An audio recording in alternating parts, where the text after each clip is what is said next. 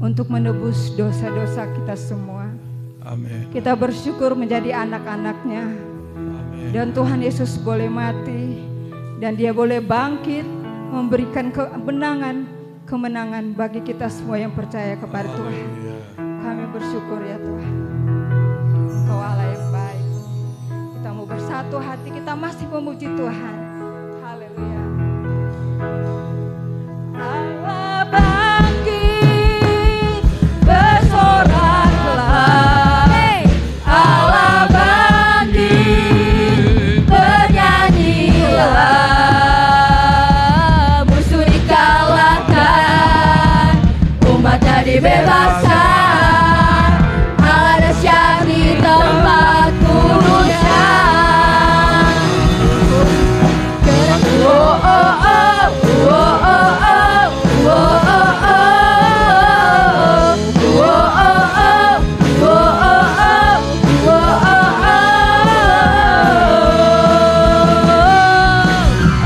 gerakanlah kekuatan-Mu ya Allah. Amin, haleluya. Tunjukkanlah kuasa-Mu ya Tuhan. Serahkanlah musuh-Mu, selamatkanlah umat-Mu. Allah dahsyat di tempat kudusnya. Kita bangkit berdiri, haleluya.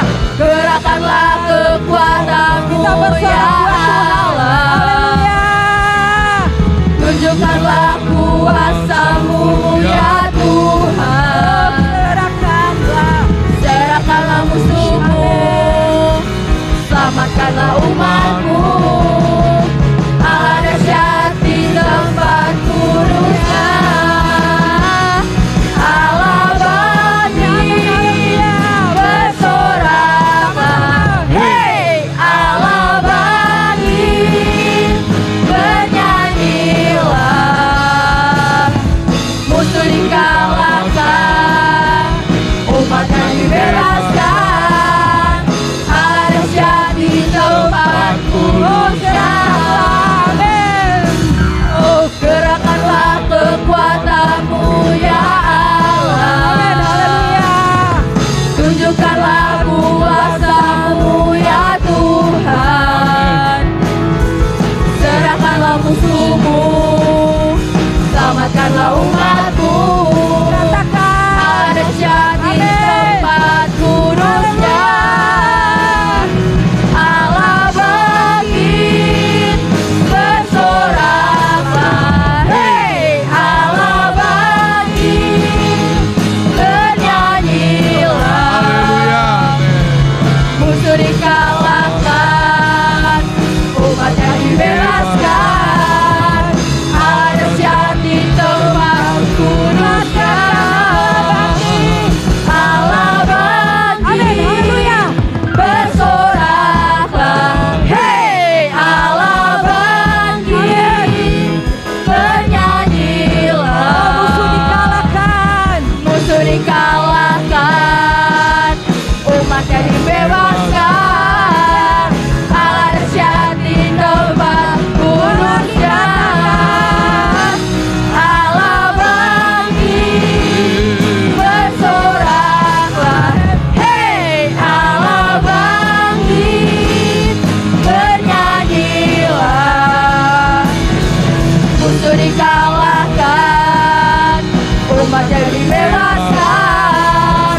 Allah dahsyat di tempat kudusnya.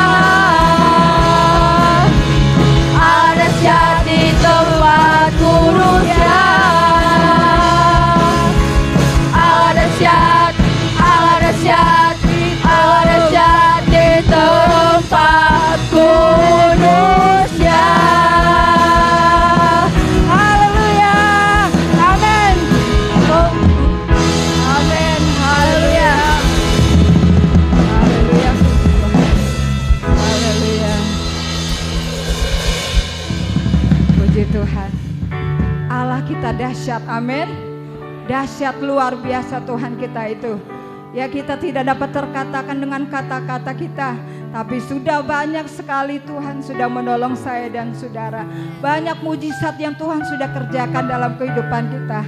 Biar kita mau tetap setia kepada Tuhan. Ya, sekali Yesus tetap Yesus. Amin. Haleluya. Puji Tuhan. Terima kasih banyak Tuhan. Engkau boleh ada di tengah-tengah kami ya Tuhan. Haleluya Yesus. Amin. Haleluya.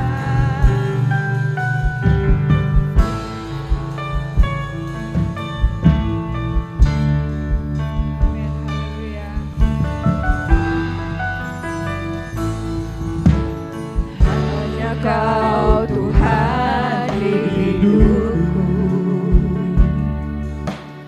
Kau berikan hidup yang baru.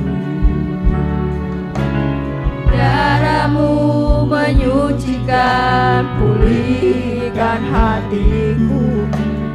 Ku nyatakan Kaulah segalanya. Haleluya. Engkaulah sumber pengharap. Amin. Haleluya. Kuasa-Mu sanggup menyembuhkan. Jiwaku pun berserah hanya kepada-Mu. Yesus, Kaulah segalanya.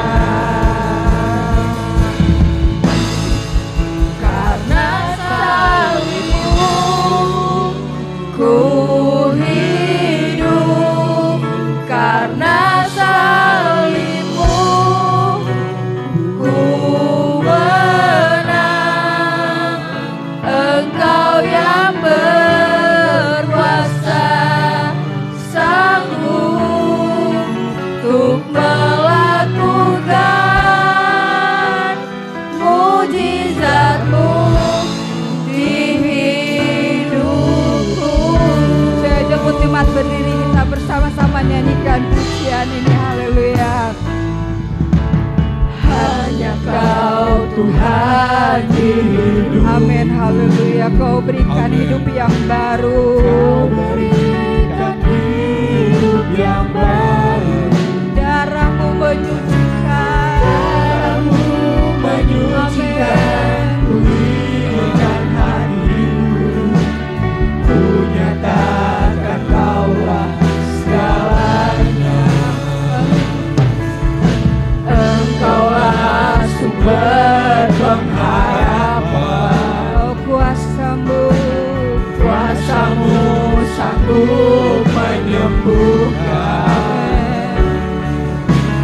Jiwaku pun berserah hanya kepada-Mu. Yesus, Kaulah segalanya. Karena salib-Mu ku hidup, karena salib-Mu ku menang. Engkau yang berkuasa,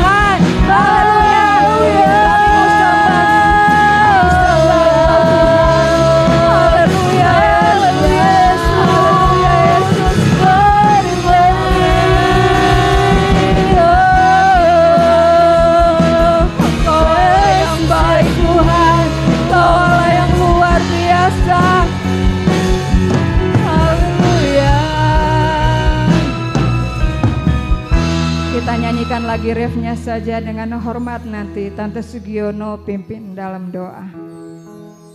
Karena salibmu ku hidup, karena salibmu ku menang. Engkau yang berkuasa sanggup untuk melakukan mujizatmu.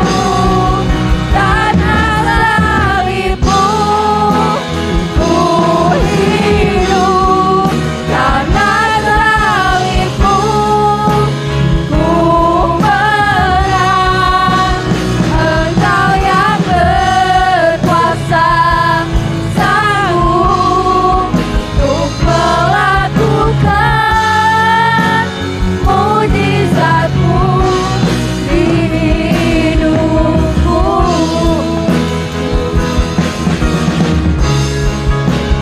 Melakukan mujizatmu di hidupku.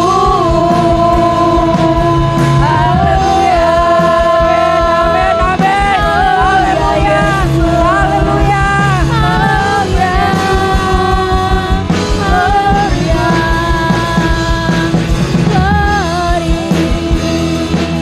Haleluya Yesus, terima kasih.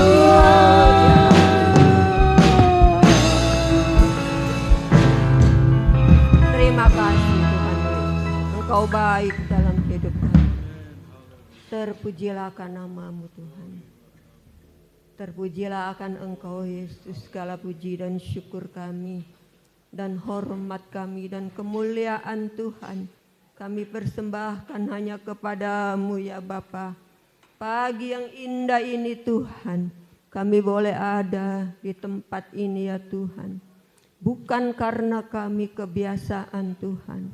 Kami selalu tetap mengasihi Engkau dan mencintai Engkau Tuhan. Inilah hari yang terbaik yang kami selalu Tuhan nantikan Bapa. Pada pagi hari ini Engkau sudah bangkit bagi kami Tuhan. Engkau sudah ada dalam kehidupan kami ya Tuhan.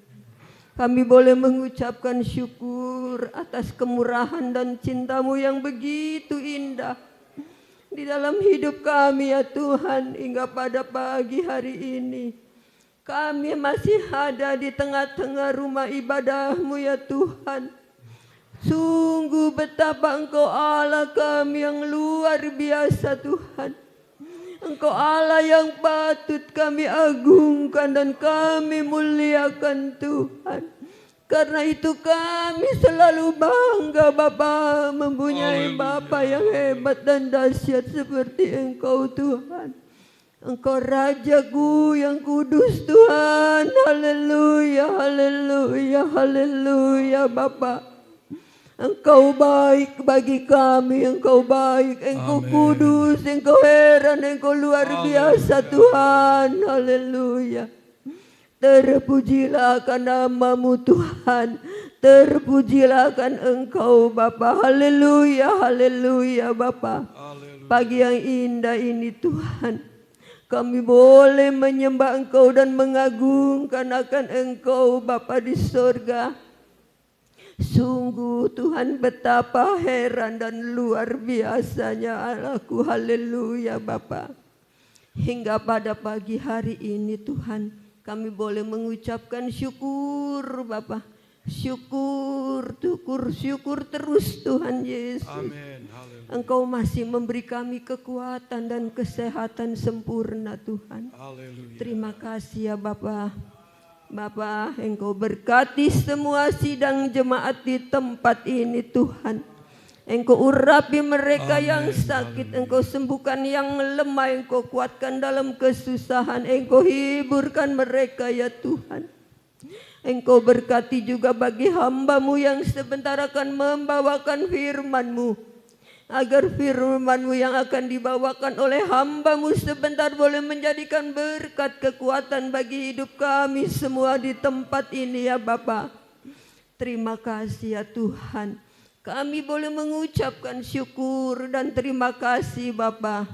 Semuanya Tuhan kami serahkan hanya kepadamu ya Bapa. Haleluya, haleluya. Terima kasih Tuhan Yesus, haleluya. Amin. Puji Tuhan, haleluya. Selamat kita mengikuti hari Paskah seluruh dunia. Orang Kristen merayakan hari Jumat Agung kemarin dan hari ini kita memperingati hari Paskah atau hari kebangkitan Tuhan Yesus Juru Selamat kita. Luar biasa, seluruh dunia. Ya. Dan kita begitu gembira, senang, kita ada di dalam rumah Tuhan, kita mengagungkan Dia karena hanya Dialah yang menjadi Tuhan dan Juru Selamat kita. Pagi hari ini kita akan lihat firman Allah di dalam kitab Wahyu pasal 1. Wahyu pasal 1 ayatnya yang ke-17 dan ayat yang ke-18.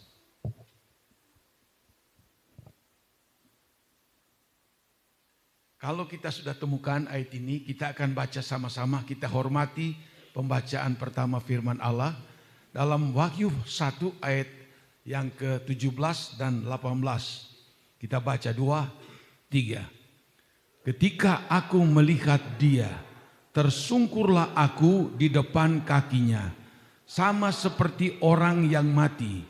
Tetapi Ia meletakkan tangan kanannya di atasku, lalu berkata, jangan takut, aku adalah yang awal dan yang akhir, dan yang hidup. Aku telah mati, namun lihatlah, aku hidup sampai selama-lamanya, dan aku memegang segala kunci maut dan kerajaan maut. Puji Tuhan, silakan kita duduk. Suatu firman Allah yang luar biasa pada pagi hari ini. Pada waktu Yohanes Rasul dipenuhi dengan Roh Kudus, lalu dia melihat Tuhan datang menjumpai dia untuk memberitahukan bahwa siapakah Yesus Kristus yang sudah mati dan yang sudah bangkit itu. Bahkan kalau kita baca di dalam ayatnya Wahyu 1 ayatnya yang ke 5 di situ, dan dari Yesus Kristus saksi yang setia, yang pertama bangkit dari antara orang mati dan yang berkuasa atas raja-raja di bumi, bagi Dia yang mengasihi kita dan yang telah melepaskan kita dari dosa kita oleh darahnya, dan yang telah membuat kita menjadi satu kerajaan, menjadi imam-imam bagi Allah Bapanya. Bagi Dialah kemuliaan dan kuasa sampai selama-lamanya. Ayat 8, aku adalah Alfa dan Omega, firman Tuhan Allah yang ada dan yang sudah ada dan yang akan datang, yang maha kuasa. Puji Tuhan. Nah, Tuhan Yesus memberitahukan kepada Rasul Yohanes, ya, dia katakan Dia adalah Alfa dan Omega.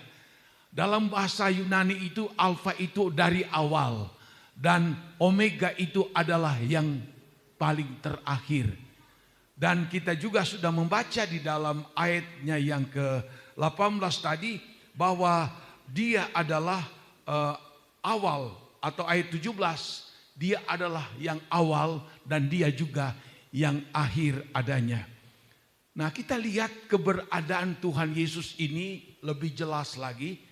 Dan kenapa perlu kita akan tahu ya tentang keberadaan Tuhan meskipun kita sudah sering kali mendengarkan firman Allah. Kenapa? Karena sekarang ini ada begitu banyak sekali ajaran-ajaran palsu. Ada begitu banyak sekali guru-guru palsu. Ada begitu banyak sekali pendeta-pendeta palsu yang menyangkal akan keberadaan Tuhan Yesus, yang tidak mengakui Yesus sebagai Tuhan dan Juru Selamat. Nah, ini penting sekali, sebab banyak orang yang mendengar berita pendeta palsu, ajaran palsu, nabi palsu, bisa melemahkan iman mereka. Mereka menjadi bimbang karena mendengar A, B, C dan lain-lain sebagainya. Tetapi untuk supaya kita lebih jelas lagi bahwa siapakah Yesus itu yang sebenarnya, Alkitab lebih dulu sudah memberitahu dalam Yohanes 1 ayat 1 sampai 3 berkata begini, pada mulanya adalah firman. Firman itu adalah Tuhan Yesus. Firman itu bersama-sama dengan Allah dan firman itu adalah Allah. Ia pada mulanya bersama-sama dengan Allah. Segala sesuatu dijadikan oleh Dia dan tanpa Dia tidak ada sesuatu pun yang telah terjadi dari segala yang telah dijadikan. Dalam ayat ini jelas sekali disebutkan ada 5 hal yang kita lihat dalam ayat ini bahwa Yesus itu adalah firman itu sendiri. Ya, Yesus adalah firman itu sendiri. Lalu yang kedua disebutkan Dia adalah Allah. Firman itu adalah Allah. Lalu juga disebutkan bahwa Dia mulanya bersama-sama dengan Allah di dalam surga. Lalu juga disebutkan segala sesuatu, langit, bumi dan seluruh isinya dijadikan oleh Dia, oleh Yesus Kristus. Dan kelima, di sini dikatakan tanpa Yesus yang adalah firman, segala sesuatu itu tidak ada. Tidak mungkin ada. Jadi Dialah Allah. Dialah adalah dikatakan Dia hidup bersama dengan Allah di dalam sorga. Segala sesuatu dijadikan oleh Dia dan segala sesuatu yang kita lihat ini semua dijadikan oleh Dia. Tanpa Dia tidak ada apa-apa. Dari ayat-ayat ini lebih menjelaskan kita siapakah Yesus ini. Sebab kalau kita lihat sekarang ini saya ulangi bahwa banyak sekali ajaran palsu. Pengajar palsu, nabi palsu, guru palsu. Yang ramai sekarang saudara lihat di YouTube. Mengatakan Yesus Kristus itu tidak sehakikat dengan Allah.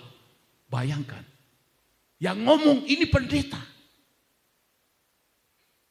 Ada yang mengatakan bahwa Yesus itu lebih rendah dari Allah. Pendeta yang ngomong.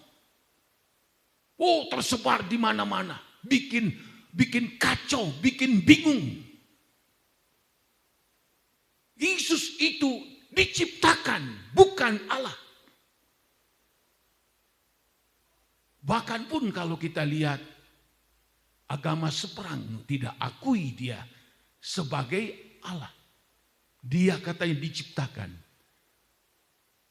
Saksi Yehova pun sendiri mengatakan Dia bukan Allah. Dia diciptakan. Kita lihat banyak sekali yang terjadi pada akhir-akhir ini. Bahkan pun ada pendeta yang terkenal. Dia berani menyebutkan bahwa Yesus itu bukan juru selamat. Dia bukan gembala agung. Sampai seperti itu. Memang sudah disebutkan oleh Tuhan Yesus di dalam Injil Matius 24. Sebelum Dia datang pada kali yang kedua, akan banyak nabi palsu akan muncul. Ada banyak guru-guru palsu akan muncul. Ada banyak pengajar-pengajar palsu akan muncul. Kalau agama lain mungkin mengatakan Dia bukan Allah, itu urusan mereka. Tetapi banyak orang yang menyebut pendeta, tetapi mereka mengatakan Dia tidak sehakikat dengan Allah Bapa. Dia itu bukan Allah. Dia tidak sederajat dengan Allah. Wow, ngaco luar biasa ini. Dan aneh banyak orang yang percaya. Apalagi kalau rohaninya masih bimbang. Rohani orang Kristennya tidak bertumbuh. Gampang sekali disesatkan. Sekarang begitu banyak sekali. Saya ulang-ulang ini. Karena ini sudah menyebar di seluruh muka bumi ini. Ajaran-ajaran yang menyesatkan. Yesus bukan Allah, Yesus bukan juru selamat. Dia tidak sehakikat dengan Allah Bapa di sorga. Macam-macam Kenapa kok bisa jadi begini? Selain memang sudah dinubuatkan di dalam Alkitab, ada satu oknum yang paling jahat yang telah dijatuhkan dari sorga. Itulah iblis. Iblis dengan begitu banyak malaikat yang mengikut dia. Jatuh karena ingin menjadi seperti Allah. Tuhan lemparkan mereka dari takhta sorga. Maka dialah yang menjadi lawan dari Tuhan Yesus Kristus kita. Dia berusaha sedapat mungkin bagaimana setiap orang percaya menjadi lemah. Dia berusaha mungkin bagaimana menyesatkan banyak-banyak orang yang percaya kepada Tuhan dengan segala cara. Dia memakai anti-Kristus. Dia memakai orang-orang yang tidak seagama dengan kita. Bahkan pun dia bisa memakai yang menyebutnya pendeta atau orang Kristen. Ini memang sudah betul-betul kita lihat sendiri. Saudara buka YouTube, wow, begitu banyak sekali ya penemuan-penemuan yang sungguh sangat-sangat negatif. Kemarin saya mendengar khotbah seorang hamba Tuhan yang diurapi Tuhan. Dia juga berkata begini, wow, ini abad yang luar biasa, tanda kutip. Di mana abad ini abad begitu banyak sekali ajaran-ajaran sesat. Bahkan pun ada yang menamakan apologet. Berdebat dengan agama lain, berdebat dengan agama sendiri pun dengan tafsiran-tafsiran mereka sendiri-sendiri. Dan mereka mengklaim mereka yang betul dan ini mengklaim mereka yang betul. Wow, banyak sekali sekarang. Jadi saya dan saudara perlu tahu dengan sesungguhnya siapakah Yesus itu. Namun iblis dan pengikut-pengikutnya akan membuat bagaimana orang-orang Kristen percaya Tuhan supaya tawar imannya, supaya tidak percaya kepada Yesus Kristus. Ini yang sudah terjadi sekarang ini. Kematian Yesus, Alkitab memberitahu di dalam kitab Kolose pasal 2 ayat 14 dan 15. Di situ dikatakan tidak usah dibaca. Pada waktu Yesus dia mati di atas kayu salib. Pada waktu Yesus berkata sudah genap dan dia putus nyawa di atas kayu salib. Alkitab menyebutkan dalam Kolose 2 itu. Maka dia kematian Yesus di Golgota telah menelanjangi iblis itu. Segala kebohongan iblis, segala tipu daya iblis ditelanjangi oleh Yesus mati di atas Golgota. Iblis berusaha jangan sampai Tuhan Yesus mati di atas Golgota. Iblis berusaha jangan sampai darahnya yang 6 liter lebih akan terkeluar dari tubuhnya. Sebab cuma darah itu yang akan menyelamatkan manusia. Iblis berusaha sekuat tenaga. Makanya kita lihat Petrus aja tidak terima waktu Yesus ditangkap. Hamba Imam Malkus dia potong itu kupingnya. Yesus pasang kembali. Yesus berdoa di taman Gesem 3 kali. Sebab dia tahu betapa hebatnya aniaya, siksaan yang dia hadapi. 3 kali dia minta kepada Bapa, kalau boleh cawan ini, sengsara ini lalu daripadaku. Tapi dia akhiri, tapi biar bukan kehendakku, biar kehendak Bapa di surga yang terjadi. Dan itulah yang terjadi. Wanita-wanita pengikut Kristus menangis dalam sepanjang perjalanan itu. Membuat Yesus, aduh saya sudah siksa. Ditangisi oleh ibu-ibu pengikut dia, tambah mentalnya tambah hancur lagi. Banyak cara yang dilakukan orang. Dia diolok. Dia katakan, kalau engkau adalah betul Allah, coba turunkanlah dirimu dari salib. Orang lain kau selamatkan, kok engkau sendiri tidak dapat selamatkan dirimu. Kalau Tuhan Yesus itu terbawa omongan mereka, berapa lama sih dia bisa mengadakan sesuatu mujizat, tiba-tiba dia tidak ada, bisa saja.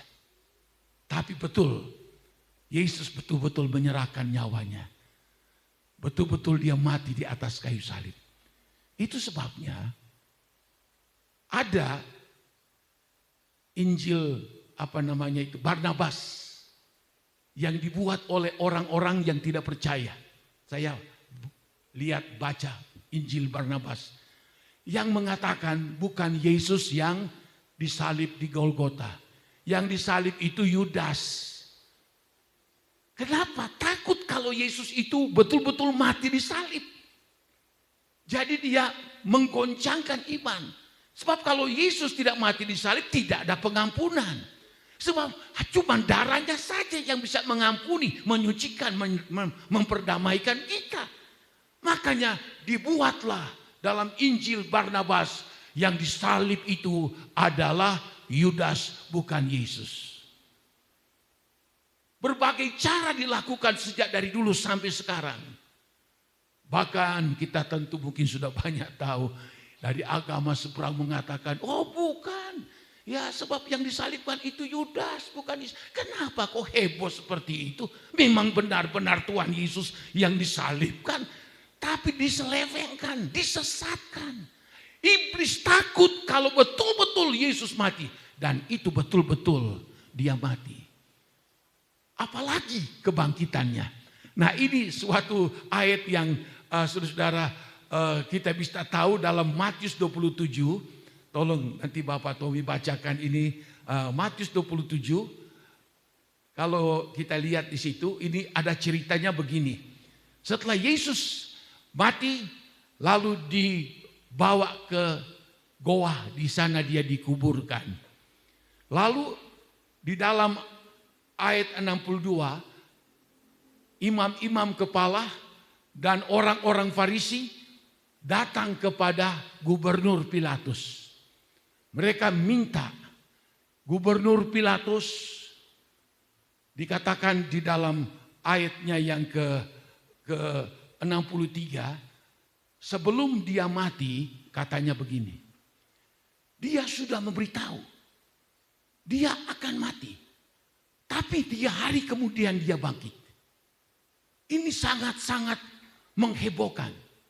Maka untuk itu tolonglah tempatkanlah tentara-tentara untuk menjaga kubur Yesus. Sebab nanti pada waktu malam murid-muridnya akan mengambil dia dari situ. Lalu mereka akan sebarkan berita bahwa Yesus betul-betul bangkit. Lalu mereka sebutkan di dalam ayat ini bahwa penyesatan yang pertama yaitu tentang kematian Yesus mereka anggap itu menyesatkan. Akan lebih parah lagi kalau nanti diketahui dia bangkit. Ini akan lebih heboh lagi. Kalau saudara bisa baca dalam Matius 27 ayat 62. Jadi Gubernur Pilatus, oke, aku kirimkan penjaga-penjaga untuk menjaga kubur itu. Padahal kubur itu pun dimeterai, ditutup dengan batu yang begitu besar sehingga memerlukan banyak orang untuk menggeserkan itu.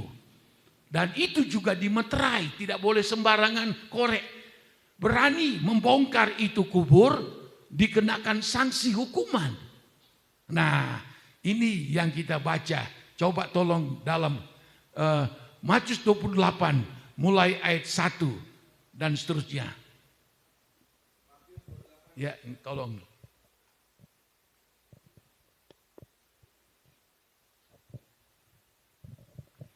Matius 28 ayat 1. Setelah hari Sabat lewat, menjelang menyingsingnya fajar pada hari pertama minggu itu, pergilah Maria Magdalena dan Maria yang lain menengok kubur itu. 2.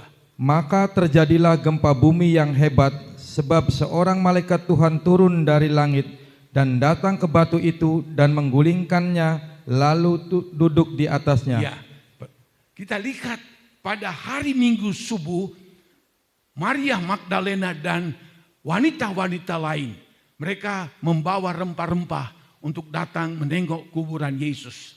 Ya, tapi kita lihat dalam ayat ini, setelah mereka sampai di sana, terjadi gempa lokal, terjadi gempa, ya, dan gempa bumi yang hebat. Luar biasa, gempa bumi yang hebat. Sebab seorang malaikat turun dari langit dan datang ke batu itu dan menggulingkannya lalu duduk di atasnya. Digulingkan oleh malaikat dari surga, batu penutup yang begitu besar. Ayat yang ketiga. Ayat 3. Wajahnya bagaikan kilat dan pakaiannya putih bagaikan salju. Dan penjaga-penjaga itu gentar ketakutan dan menjadi seperti orang-orang mati. 5. Akan tetapi malaikat itu berkata kepada perempuan-perempuan itu, janganlah kamu takut, sebab aku tahu kamu mencari Yesus yang disalibkan itu. Ia tidak ada di sini, sebab ia telah bangkit, sama seperti yang telah dikatakannya. Mari, lihatlah tempat ia berbaring. Iya, puji Tuhan. Waktu malaikat itu menggeser batu yang besar itu, maka dikatakan wajah malaikat itu begitu bagaikan kilat, pakaiannya putih bagaikan salju. Tentara-tentara Romawi yang gagah perkasa itu dikatakan pertama mereka gentar ketakutan dan mereka menjadi seperti orang mati. Tentara yang gagah hebat dipilih, tapi pada waktu melihat malaikat Allah dengan sinar begitu luar biasa jatuh. Tidak berdaya. Baru malaikat tidak berdaya, jatuh. Dan seperti orang mati. Seperti sudah tidak ada napas lagi. Loh, di mana ini? Serdadu-serdadu hebat pilihan Romawi sampai jatuh dan seperti orang mati. Lalu malaikat katakan kepada wanita-wanita itu, aku tahu kamu datang untuk menengok dia. Yesus Kristus yang sudah dikuburkan pada hari Jumat kemarin ini.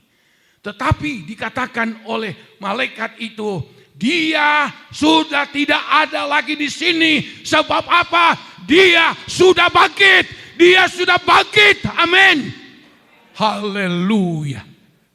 Dia bukan manusia biasa. Ini yang ditakuti oleh para imam dan ahli-ahli Taurat orang Farisi. Kata mereka, kematiannya saja kemarin sudah menghebohkan, apalagi mereka tahu dia bangkit pada hari yang ketiga. Ini sangat-sangat menakutkan kalau sampai betul dia bangkit. Iblis berusaha. Kalau Yesus sudah mati, ya sudah. Janganlah dia bangkit. Makanya dijaga. Tapi kuasa Allah itu, program keselamatan Allah tidak berhenti di situ. Sebab Yesus sendiri sudah mengatakan, aku akan bangkit pada hari yang ketiga. Dan itu yang terjadi, saudara.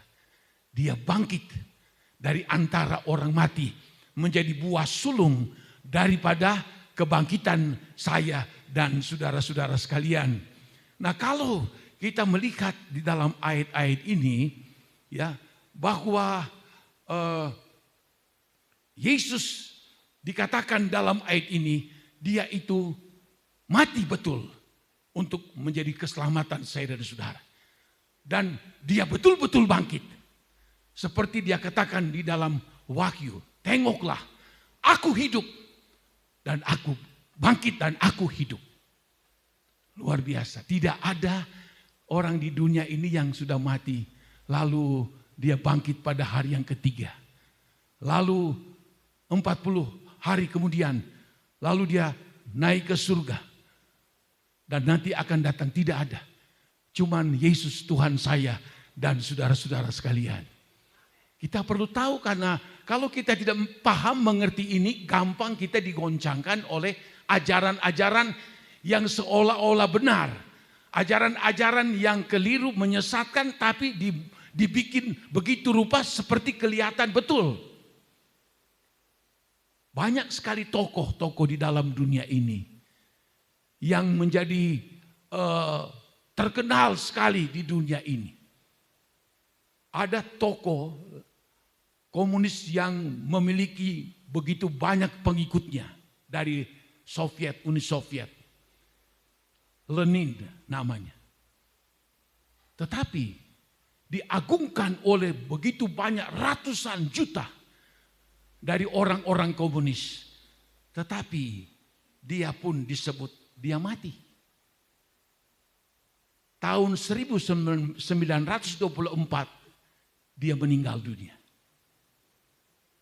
Ada pemimpin sangat terkenal di Tiongkok yang memiliki begitu banyak sekali pengikutnya. Namanya Mao Zedong. Tapi pada waktu pemimpin besar ini mati, dia mati pada tahun 1976. Habis. Dia mati, ya harus mati. Buddha Gautama yang menjadi pemimpin agama Buddha. Dan dikatakan dia mati pada tahun 483 Masehi. Mati juga. Meskipun dia punya pengikut ada begitu banyak. Pendiri agama Hindu ada beberapa orang disebutkan di situ. Tapi mereka juga mati juga. Agama kita di seberang punya pemimpin. Mati pada tahun berapa itu? Ya, 632 Masehi. Tetap dikubur. Tidak bangkit-bangkit. Sudah jadi debu, sudah jadi tanah. Tapi tidak dengan Tuhan kita Yesus Kristus. Kenapa? Karena Alkitab memberitahu dia adalah Allah. Tadinya dia bersama-sama dengan Allah. Segala sesuatu dia ciptakan semuanya. Dia raja di atas segala raja. Tuhan di atas segala Tuhan. Wahyu pasal 3 tadi kita sudah lihat. Dia katakan, lihatlah. Memang aku sudah mati, tapi aku hidup. Haleluya. Luar biasa Allah saya dan saudara. Saya ulangi lagi yang dikatakan di dalam Wahyu pasal 1 ini. Ayatnya yang ke-17. Lalu berkata, jangan takut, aku adalah yang awal dan yang akhir. Dia adalah yang ada sebelum dunia dijadikan, Alkitab memberitahu. Dan dia adalah akhir dari segalanya. Saudara baca dalam kitab Wahyu. Wahyu pasal terakhir, ayat terakhir. Di situ dikatakan, datanglah Tuhan Yesus. Dari awal sampai kepada akhir. Dialah Tuhan kita Yesus Kristus. Kita sangat berbahagia. Kita memiliki Tuhan yang hidup. Bukan Tuhan yang mati. Bukan cuma Tuhan yang hidup. Tuhan yang berkuasa di atas segala kuasa. Dikatakan dalam banyak sekali ayat. Segala kuasa diberikan kepadaku. Siapa yang bisa menandingi kekuasaan dari Tuhan? Bahkan dalam Filipi pasalnya yang kedua. Di situ dikatakan dia tidak mempermasalahkan kesetaraannya dengan Allah itu. Dia tidak permasalahkan, dia menjadi hampa, menjadi kosong. Tidak ada apa-apa yang menjadi kebanggaan dia. Dia jadi manusia, jadi hamba katanya. Bahkan dia rela mati di atas kayu salib yang terkutuk itu. Tapi dalam ayat-ayat di situ dikatakan, maka itulah sebabnya bahwa segala dialah nama di atas segala nama. Tidak ada nama yang melebihi nama Yesus. Dan dikatakan seterusnya, segala lutut akan bertelut.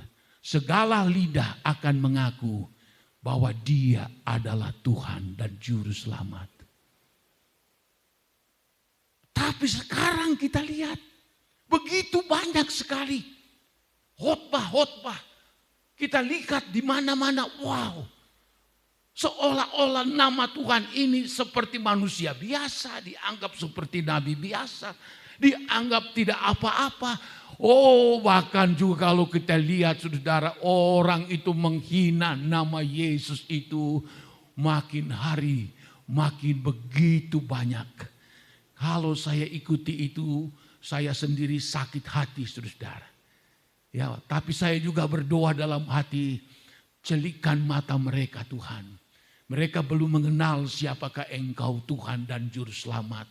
Makanya mereka akan terus menghujat Tuhan, menghina akan nama Tuhan Yesus Kristus. Tapi Alkitab sudah memberitahu, oleh sebab Dia rela datang ke dalam dunia menebus dosa saya dan saudara, maka tidak ada nama yang melebihi nama Yesus. Nama di atas segala nama, Dialah Tuhan dan Juru Selamat saya dan saudara-saudara. Dikatakan dalam ayat ini bahwa jangan takut, aku adalah yang awal dan yang akhir. Ayat 18, dan yang hidup. Kita sudah lihat kemarin dan ayat-ayat kemarin tadi juga. Dia hidup bukan hanya untuk sementara dia hidup. Tapi dia hidup sampai selama-lamanya. Kenapa dia hidup sampai selama-lamanya? Sebab dia adalah Allah. Sebab dia adalah pencipta. Sebab dia adalah awal dan dialah yang paling akhir. Aku hidup katanya. Ya, aku telah mati. Namun lihatlah aku hidup. Memang aku telah mati. Memang aku harus mati. Kalau aku tidak mati, darahku tidak terkeluar. Dan tidak ada penyelamatan, tidak ada penebusan. Tapi lihatlah aku hidup. Bahkan kalau kita baca ayat-ayat sebelumnya, Rasul Yohanes tidak sanggup memandang Yesus yang telah dibangkitkan itu. Begitu mengagumkan sekali kalau saudara baca di rumah. Ya, mulai dari kepalanya, mulai dari matanya, mulai dari pakaian. Wah, begitu ajaib, begitu luar biasa. Sangat bertolak belakang pada waktu dia digantung di salib. Saudara baca di rumah ini. Tengoklah aku hidup. Kita bangga kita memiliki Allah yang mati untuk kita. Dan dia bangkit juga. Dan dia hidup. Miliaran manusia di dunia ini memiliki suatu kepercayaan. Tapi kepercayaan kepada mereka yang mati tidak pernah hidup sampai sekarang. Kita bangga. Kita lihat begitu banyak sekali manusia di dalam dunia ini. Yang mati tidak memiliki Allah yang benar. Tidak memiliki Tuhan yang benar. Tapi saya dan saudara sangat-sangat bersyukur kepada Tuhan.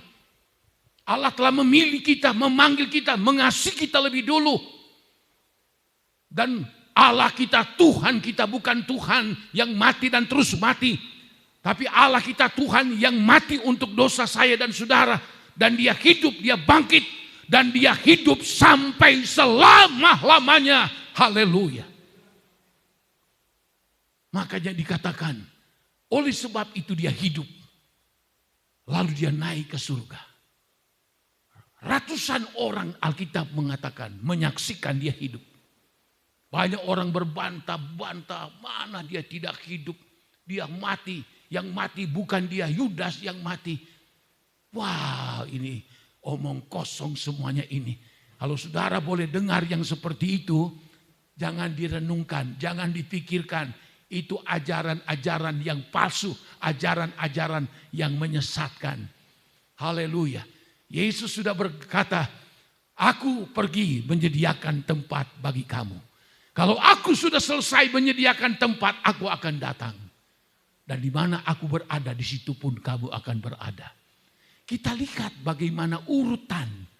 Begitu tujuannya. Begitu terukur. Ya, semuanya. Kalau kita lihat, dia manusia pertama jatuh dalam dosa. Kejadian 3 Tuhan sudah sediakan untuk keselamatan umat manusia. Sudah dinubuatkan di situ nanti. Dalam Kejadian 3 ayat 15. Kejadian pasal 2. Menceritakan anak domba yang membawa bangsa Israel keluar dari Mesir, menggambarkan Tuhan Yesus. Keluaran imamat, tata cara ibadah umat Allah. Bilangan, ulangan, sejarah-sejarah perjalanan bangsa Israel. Dan terus sampai kitab Maleaki. Di situ memberitakan keberadaan Allah kita. Dan datang kepada kelahiran Yesus di kandang Bethlehem. Dia lahir, meskipun dia Allah, dia rela jadi manusia. Lalu kita lihat, mati, bangkit. Bangkit naik ke surga. Lalu duduk di sebelah kanan Allah Bapa. Dia kata, aku pergi bukan tidak ada kerjaan. Aku membuat rumah untuk kamu sekalian. Kalau sudah selesai, aku akan datang. Jelas betul. Bagaimana kita ikuti? Wow. Orang bodoh saja yang tidak mau mengerti kebenaran ini, sudah. Yesus datang sebagai manusia, lahir di Bethlehem, itu sudah terjadi. Itu sudah dinubuatkan di dalam perjanjian lama. Yesus mati sudah dinubuatkan di perjanjian lama juga. Dan itu sudah terjadi. Yesus bangkit juga sudah dinubuatkan. 3 sudah jadi. Keempat, dia naik ke surga. Dia sudah naik. Nah, itu sudah terjadi. Tinggal 1. Apa itu? Kedatangannya pada kali yang kedua. Ini yang kita sedang tunggu. 4 sudah digenapi, yang 1 belum digenapi. Dan benar Tuhan Yesus memberitahu, sebelum aku datang pada kali yang kedua, banyak nabi palsu, banyak Mesias palsu, banyak guru palsu, banyak pengajar palsu yang akan datang menyesatkan kamu. Bahkan kalau bisa, orang pilihan Allah pun ikut tersesat karena ajaran-ajaran mereka yang menyesatkan dan melibatkan tanda mujizat. Ini iblis. Sekarang kita berada di dalam situasi yang seperti ini. Dengan adanya digital, orang bebas mengungkapkan apa yang dia inginkan, apa di pikirannya. Ya, dia ungkapkan itu melalui YouTube lah segala macam. Dan saya pikir memang ini juga adalah penggenapan dari firman Tuhan. Akhir zaman banyak pengajar sesat, nabi palsu, Mesias palsu. Dan sekarang memang sudah nyata seperti ini. Jadi saya dan saudara, kalau melihat semua hal ini, itu tanda penggenapan akan Yesus datang kali yang kedua sudah dekat. Hampir semua hamba Allah yang diurapi oleh Tuhan memiliki kebenaran seperti ini. Memiliki berita yang seperti ini. Bahwa Tuhan tidak lama lagi akan datang. Dan kalau toh kita masih ada sampai saat ini, itu kita harus mempersiapkan diri kita. Sebab apa? Pada waktu dia datang, kalau kita sudah siap, maka kita berkata, haleluya, puji Tuhan. Berarti kita akan dibawa ke dalam kerajaan sorga, kekal untuk selama-lamanya. Untuk apa? Kita setia berbakti, memperbaiki diri kita, hidup benar di hadapan Tuhan. Kita bertobat dengan sungguh-sungguh. Sebab apa? Kematian kita tidak tahu. Kematian itu Tuhan yang tentukan. Nah, kalau kita mati di luar Tuhan, kita mati sekarang, kita belum hidup dalam pertobatan, kita tidak serius dan sungguh-sungguh, apa yang terjadi? Kita mati. Kita akan masuk kemana? Hades. Lukas pasal 16. Tuhan Yesus memberikan suatu contoh di situ. Lazarus orang benar percaya, mati. Lalu Allah utus para malaikat menjemput Lazarus yang miskin. Lalu dibawa ke Firdaus. Di bawah pangkuan daripada Abraham. Tapi orang kaya katanya, mati juga. Lalu dia dibawa kemana? Dia dibawa ke Hades. Hades itu adalah tempat penyimpanan sementara. Orang yang mati tapi tidak bertobat. Orang yang mati dan hidup masih di dalam dosa dan kejahatan. Mati dibawa di situ. Makanya di situ disebut kerajaan maut atau alam maut. Ya, Hades itu dalam Alkitab disebut adalah kerajaan maut. Ya, alam maut. Setiap orang yang jahat, berdosa, yang tidak bertobat, mati sekarang, rohnya dibawa ke situ, ke Hades. Itu sudah menyiksa, Alkitab memberitahu. Orang kaya ini berkata, ya Abraham suruhlah Lazarus celupkan tangannya untuk taruh di bibirku sebab aku sangat panas dan tersiksa. Itu belum neraka. Suruh Lazarus datang bawa air ke saya. Itu satu peringatan bahwa tempat sementara orang berdosa mati, maka mereka ditaruh di tempat itu. Dan nanti Wahyu 20 sudah disentil kemarin. Mereka semua dibangkitkan, ditunjukkan perbuatan dosa mereka. Lalu mereka dilemparkan ke dalam api yang kekal sampai selama-lamanya. Itulah neraka yang diisi dengan api belerang yang bernyala siang dan malam. Tapi orang yang percaya kepada Yesus, makanya di dalam ayat yang kita baca tadi, bahwa dia itu mati dan hidup sampai selama-lamanya. Dan aku memegang kunci maut dan kerajaan maut. Dulu kunci kerajaan maut itu istilahnya dipegang iblis. Orang mati masuk ke alam maut, kerajaan maut. Belum ada penebusan. Yesus belum mati di Golgota. Darahnya belum dicurahkan untuk menghapus dosa umat manusia. Jadi orang mati dalam dosa ya wis. Tapi pada waktu Yesus mati dan pada waktu dia bangkit, dia rebut itu kunci alam maut dan kerajaan maut. Iblis, engkau tidak berkuasa lagi. Aku sudah mati dan aku sudah bangkit untuk menyelamatkan orang yang percaya kepadaku.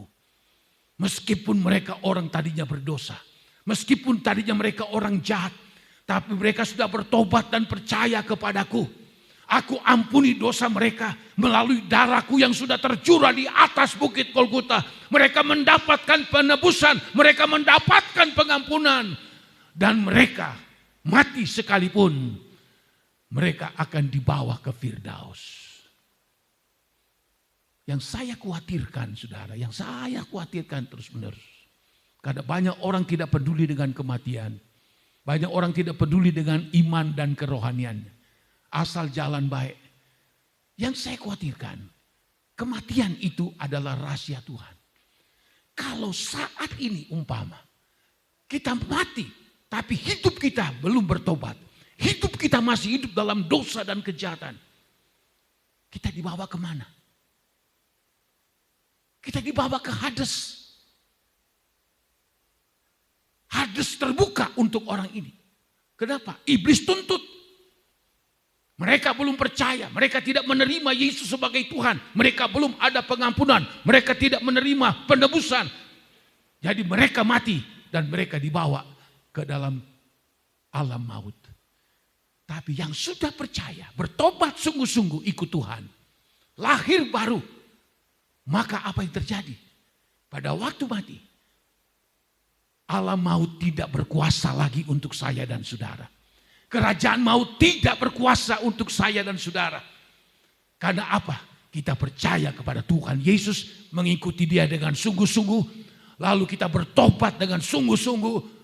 Maka kapanpun kita mati, kita hanya berkata, puji Tuhan, haleluya. Berarti kalau saya mati, saya pergi ke Firdaus. Dan nanti kelak akan terjadi dalam 1 Tesalonika 4, 16, 17. Pada waktu sangkakala terakhir akan berbunyi. Orang yang mati di dalam Tuhan dibangkitkan. Lalu diberikan tubuh kemuliaan. Orang yang masih hidup diobahkan, diberikan tubuh kemuliaan. Naik berjumpa Tuhan di awan-awan. Jelas kita lihat. Tidak sia-sia kalau kita bertobat. Tidak sia-sia kalau kita sungguh-sungguh. Tidak sia-sia. Kapanpun kita mati, tidak masalah. Karena apa? Kita dibawa ke Firdaus. Ada seorang di samping Yesus disalib. Yang satu mengolok Yesus, yang satu berkata kita wajib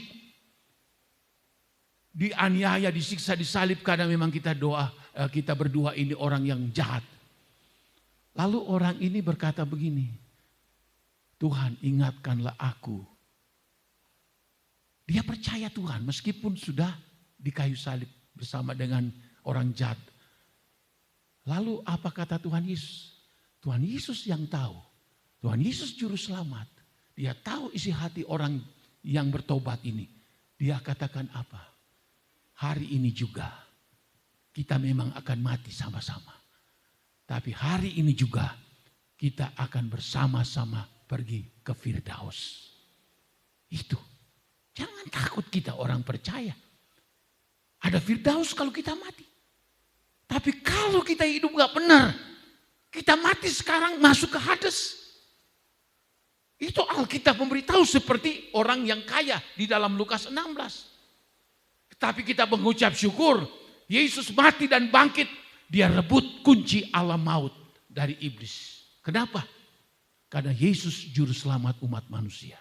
Yesus sudah menebus segala salah dosa kita. Kita yang berdosa dibenarkan. Kita yang berdosa disucikan, dikuduskan. Sehingga kita dilayakkan menjadi umat daripada Tuhan. Tuhan yang berhak untuk kehidupan kita. Jadi saudara, dikatakan dalam ayat ini bahwa aku memegang segala kunci maut dan kerajaan maut. Sebab bagi kita, kerajaan maut, alam maut sudah tidak masalah bagi kita.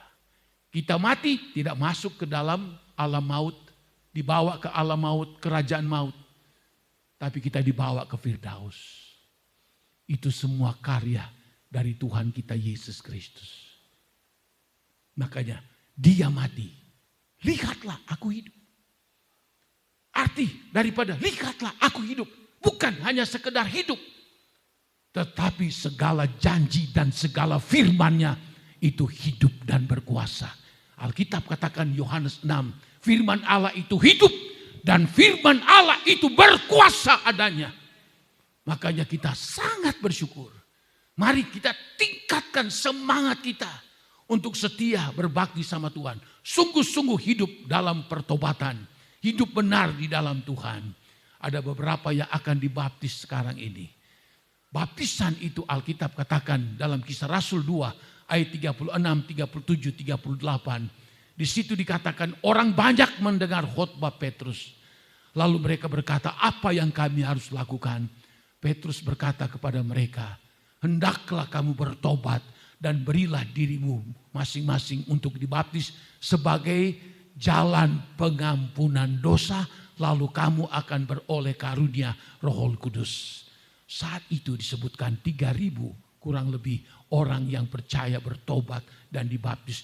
Itulah gereja yang mula-mula pada waktu itu. Roma pasal 6 ayatnya ketiga di situ. Waktu kita dimasukkan ke dalam air baptisan, kita menguburkan segala salah, dosa kita, kejahatan kita.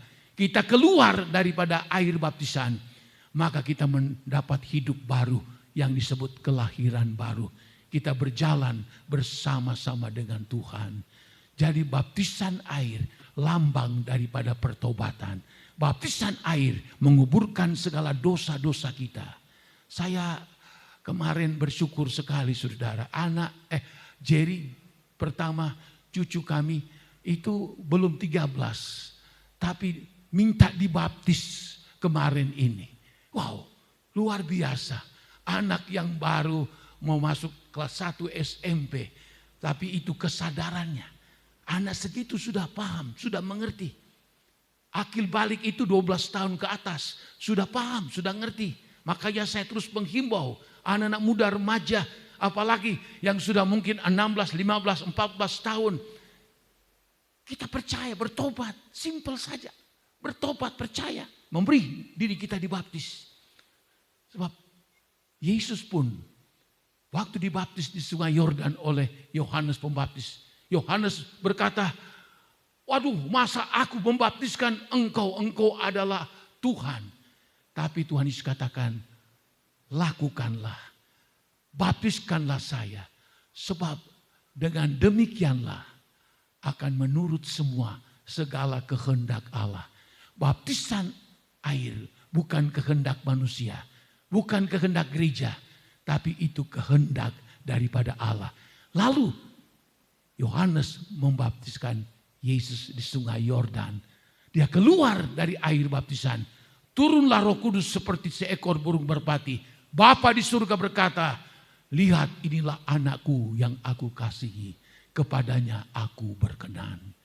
Pada waktu Yesus keluar dari baptisan air, Roh Kudus memenuhi dia. Bapa mengatakan, inilah anakku. Saya dan saudara yang sudah dibaptis. Pada waktu kita keluar dari baptisan air, maka nama kita tertulis dalam buku kehidupan dari Tuhan. Itu sebabnya saya selalu mengingatkan, bukan masalah sepele soal baptisan ini. Baptisan itu sebagai tanda pertobatan, tanda pengampunan dosa. Dan bukan cuma itu. Waktu kita keluar dari dalam air, kita menjadi hidup baru, lahir baru. Orang yang lahir, baru lahir, apa yang dikerjakan orang tuanya, diberikan nama baru. Diberikan nama, dia lahir, namanya siapa? Ini. Begitu juga kita, waktu kita dimasukkan ke dalam air baptisan, kita keluar, lahir baru, dan kita disebut sebagai anak-anak dari Tuhan. Nama kita tertulis dalam buku kehidupan. Makanya saya selalu tidak memaksa yang belum dibaptis, yang sudah 14-15 tahun ke atas, sadarlah. Baptisan air bukan perintah gereja, organisasi, tapi itu perintah Tuhan. Dia jalan pengampunan dosa. Kita dibenarkan, kita dikuduskan, dan nama kita tercantum. Wahyu 20 kita lihat, waktu buku kehidupan dibuka, lalu yang namanya tidak tercantum dalam buku kehidupan itu, maka mereka dilemparkan ke dalam api neraka kekal sampai selama-lamanya. Kuncinya, nama tidak tertulis dalam buku kehidupan. Kapan nama kita ditulis? Pada waktu kita lahir baru melalui baptisan air.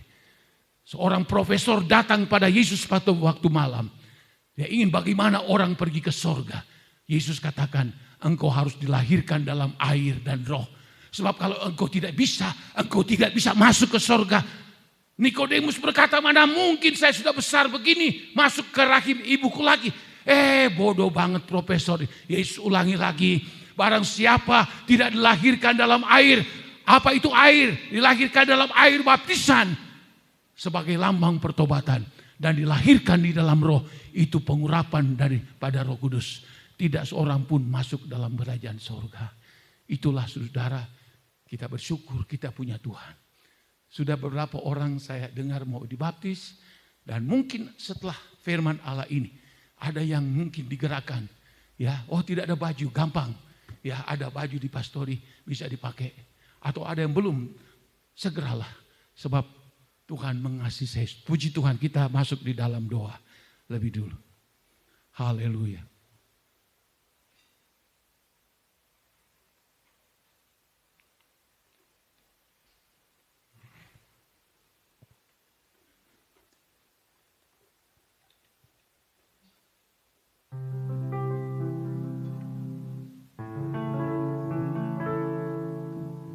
Ku cintakan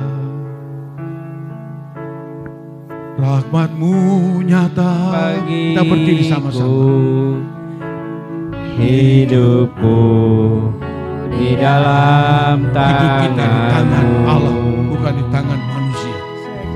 Pagiku terbangun sampai ku berbaring.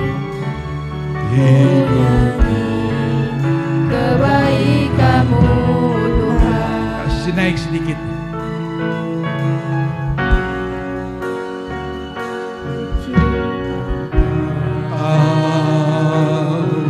Rahmat-Mu nyata Rahmat Tuhan terlalu besar. Belas kasih Tuhan, kemurahan Allah begitu besar dalam hidup saya dan saudara. Hidup kita bukan kita yang miliki. Hidup kita di dalam tangan Tuhan. Sejak kita baru terbangun pagi sampai kita berbaring malam, itu semua anugerah dari Tuhan. Amin. Oh, panjang hidupku, Tuhan sangat setia buat saya dan saudara. Amin. Sepanjang hidupku, oh Tuhan sangat baik. Haleluya, haleluya. Nafasku memuliakan-Mu. Amin. Ku nyanyi kebaikan-Mu Tuhan. Ku cinta Kau, haleluya. Cinta Kau. Rahmat-Mu nyata bagiku. Amin. Hidupku di dalam tangan-Mu. Haleluya. Sejak pagi ku terbangun sampai ku terbalik, ku nyanyi kebaikan Tuhan sangat baik. Oh, sepanjang hidupku Kau setia. Oh, sepanjang hidupku Kau sangat baik. Nafasku memuliakan-Mu. Ku nyanyi kebaikan-Mu. Nyanyi lagu Bapak Rudi akan datang berdoa. Oh, sepanjang hidupku Kau setia. Amin. Sepanjang hidupku Kau sangat baik. Nafasku memuliakan. Haleluya. Ku nyanyi kebaikan-Mu Tuhan. Ku nyanyi kebaikan-Mu Tuhan. Ku nyanyi kebaikan-Mu Tuhan. Haleluya. Haleluya. Glory, haleluya. Haleluya. Oh, haleluya.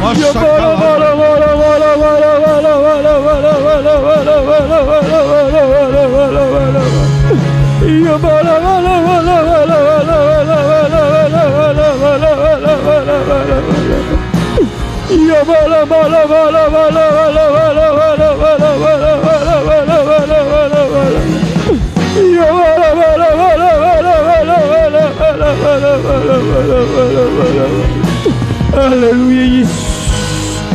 Haleluya.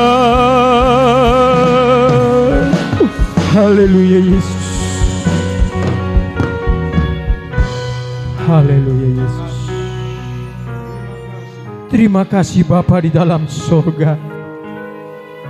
Biarlah di dalam sisa napas kami ini ya Tuhan, kami terus memuliakan nama-Mu ya Bapa. Kami terus ya Tuhan mengingat setiap kebaikan-kebaikan daripada-Mu ya Tuhan. Terima kasih Bapa di dalam sorga. Saat siang hari yang indah ini ya Tuhan, kami sudah dibaharui oleh kebenaran firman-Mu ya Bapa. Biarlah kami tetap hidup di dalam pertobatan yang sejati ya Tuhan. Karena inilah yang menjadi doa dan kerinduan kami kepadamu. Biar apa yang sudah Kau sampaikan melalui hamba-Mu ya Tuhan, tertanam di dalam setiap hati dan pikiran kami, menjadi kekuatan di dalam setiap langkah kehidupan kami ya Bapa. Dan kami sadar Tuhan, kalau dunia ini hari-hari ini ya Bapa, semakin jahat, semakin sukar ya Tuhan. Tapi biarlah kami terus bergantung kepadamu. Kami tetap terus mengandalkan kekuatan daripadamu ya Tuhan. Karena itulah yang menjadi bagian di dalam setiap kehidupan kami. Terima kasih Bapa di dalam surga. apa yang sudah Engkau sampaikan melalui hamba-Mu ya Tuhan, menjadi kekuatan di dalam setiap langkah hidup kami. Kau berkati hamba-Mu ya Tuhan, berikan kekuatan, kesehatan, hikmat yang daripada-Mu ya Bapa. Kau pakai lebih heran lagi ya Tuhan, di mana Tuhan kami sebentar akan mengikuti baptisan air ya Bapa. Kau sertai ya Tuhan yang akan dibaptis. Kau berikan kesadaran buat kami semua ya Tuhan, dan kami mau serahkan semuanya ke dalam tangan-Mu. Terima kasih Bapa. Sebentar kami akan membawa korban persembahan. Kau sucikan, kuduskan hati pikiran kami. Biarlah di dalam momen Paskah ini Tuhan menjadi perubahan di dalam kehidupan kami. Terima kasih Bapa. Kami sudah berdoa dan mengucap syukur hanya di dalam nama Tuhan kami Yesus Kristus. Haleluya. Amin. Amin. Puji Tuhan. Kita nyanyikan lagi kor tadi, ku cinta kau, kita mau.